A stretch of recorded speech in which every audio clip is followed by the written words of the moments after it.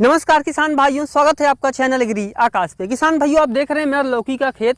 ये लगभग 1 एकड़ हमारा लौकी का खेत है और इसमें किसान भाइयों आप देख रहे हैं इस समय आपको लगभग 30 से 35 हज़ार लौकी दिखाई दे रही हैं, जबकि हमने इसमें 2 से 3 बार तुड़ाई कर ली है। और इस बार हमने अभी तुड़ाई इसलिए नहीं की है क्योंकि हमें आप लोगों को दिखाना है। तो आज की इस वीडियो में मैं आपको बताने वाला हूँ कि लौकी की कौन सी किस्में लगाएं, कौन सी खाद डालें, कितने समय पर डालें, कौन सी दवाई का स्प्रे करें, खरपतवार नियंत्रण कैसे करें, और सबसे महत्वपूर्ण जो कि वीडियो के अंतिम में मैं आपको बताऊंगा कि ऐसे कौन से स्प्रे करें जैसे कि आपकी जिससे एक भी लौकी ना खराब हो और आप उससे काफ़ी अच्छा उत्पादन ले पाएं। जैसे कि आप हमारे खेत में देख रहे हैं, एक भी लौकी नहीं खराब हो रही है, जल्दी जल्दी तैयार हो रही है। तो ऐसा क्या करें कि आप काफ़ी बम्पर उत्पादन लेकर के आएँ। और मैं आपको 2-3 ऐसे टिप भी बताने वाला हूँ जिससे कि आपके पैसे की ही बचत होगी और आपका उत्पादन बढ़ जाएगा।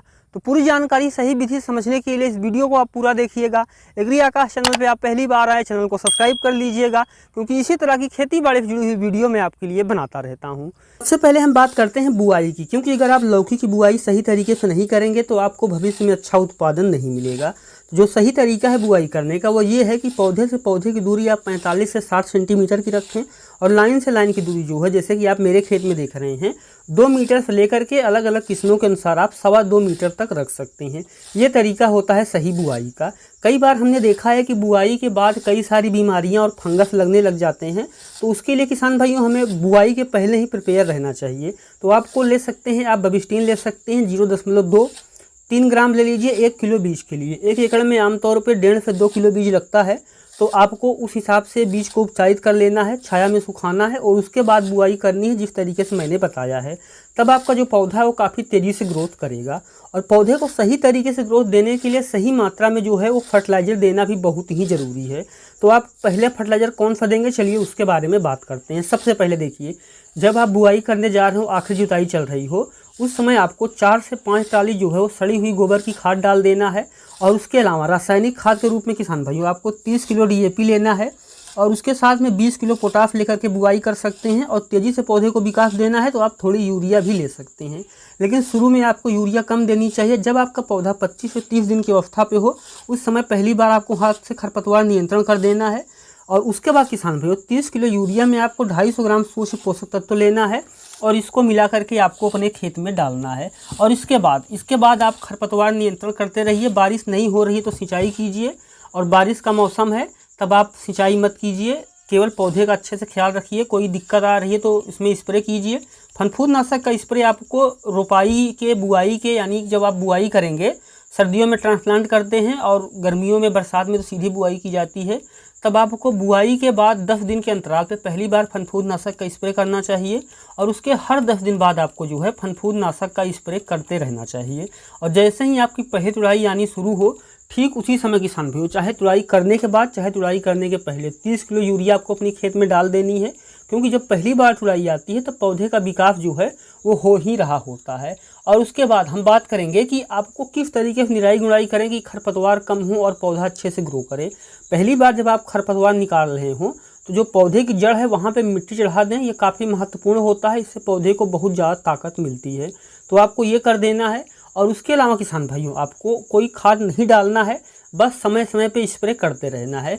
लेकिन ज़्यादा उत्पादन लेने में जो सबसे बड़ी बाधा आती है वो आती है जैसे कई सारे कीट और रोग आ जाते हैं, तो उनसे कैसे निपटें ये काफ़ी ज़्यादा ज़रूरी हो जाता है। तो जो हमारी सबसे प्रभावी यहाँ पे कीट है वो है फल मक्खी। फल मक्खी अगर लग गई तो आपकी पूरी फसल बर्बाद हो जाती है। ये जो फल है उसके अंदरूनी भाग को खा लेती है और पकने से पहले जो है वो फल सड़ जाता है, गल जाता है, पीला पड़ जाता है, जिससे कि जो हमारा उत्पादन है वो ख़राब हो जाता है। तो उससे बचने के लिए क्या करें किसान भाई, उससे बचने के लिए आप ले सकते हैं कार्बिल 10%। इसको 600 से 700 ग्राम लेना है आपको, 1.5 फ़िल्टर पानी मिलाकर के स्प्रे करना है, तो ये समस्या नहीं आएगी। शुरू में करेंगे तो ज़्यादा अच्छा रहेगा, क्योंकि अगर नुकसान हो जाता है तो उसके बाद कंट्रोल करना थोड़ा मुश्किल हो जाता है। और उसके बाद जो सबसे ज़्यादा प्रभावित करने वाला दूसरा कीट है वो है इस पर भुंडियाँ। इसको भुंडी कहा जाता है। स्क्रीन पर आप इसकी फ़ोटो देख रहे हैं। ये जो है, ये कीट जो है ये जड़ों को अपना भोजन बनाते हैं और पौधों को नुकसान करते हैं। तो उससे बचने के लिए क्या करें, आपको कार्बरिल ही लेना है। और अगर कोई समस्या है, चाहे वो फल मक्खी हो चाहे वो भुंडी हो, दोनों से बचने के लिए किसान भाई को कार्बिल लेना है 10% का, 600 से 700 ग्राम को 1.5 फ़िल्टर पानी मिलाकर के स्प्रे करेंगे, समस्या दूर हो जाएगी। और उसके बाद जो सबसे ज़्यादा पत्तों को परेशान करती है वो है रंग बिरंगी भुंडी, जैसे कि स्क्रीन पे आप देख रहे हैं।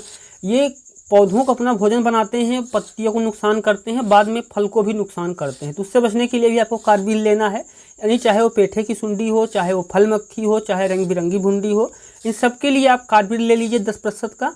600 से 700 ग्राम 1.5 लीटर पानी मिलाकर के स्प्रे कर दीजिए, ये समस्या दूर हो जाएगी। और अब हम बात करते हैं उन महत्वपूर्ण रोगों की जो कि आपको सबसे ज़्यादा परेशान करते हैं। पत्तों के नीचे धब्बे बनने लग जाते हैं। ये कौन सी बीमारी है? तो जो बीमारी है ये है क्लोरोटी धब्बे नाम की ये बीमारी है।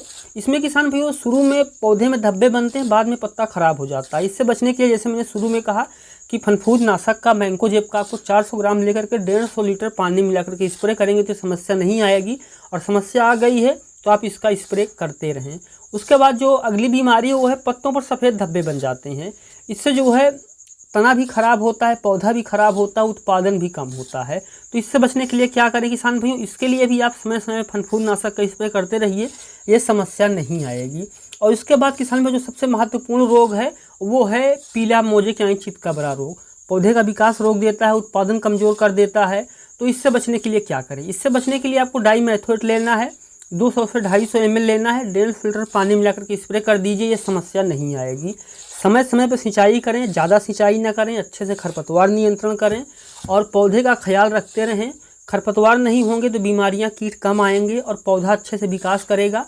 और जो सबसे ज़रूरी चीज़ है वो ये है कि अगर आप समय समय पे NPK का स्प्रे करते रहेंगे, जैसे फल आते समय 1261-00-0050, तब आप ज़्यादा उत्पादन ले पाएंगे। ये होता है सही तरीका खेती करने। तो किसान भाइयों ये था हमारा लौकी का खेती का वीडियो। ये कैसा लगा आपको कमेंट सेक्शन में जरूर लिखिएगा। चैनल पे पहली बार आए चैनल को सब्सक्राइब कर लीजिएगा, क्योंकि ये आपके लिए फ्री होता है, इससे हमें बहुत मदद मिलती है। बहुत बहुत धन्यवाद।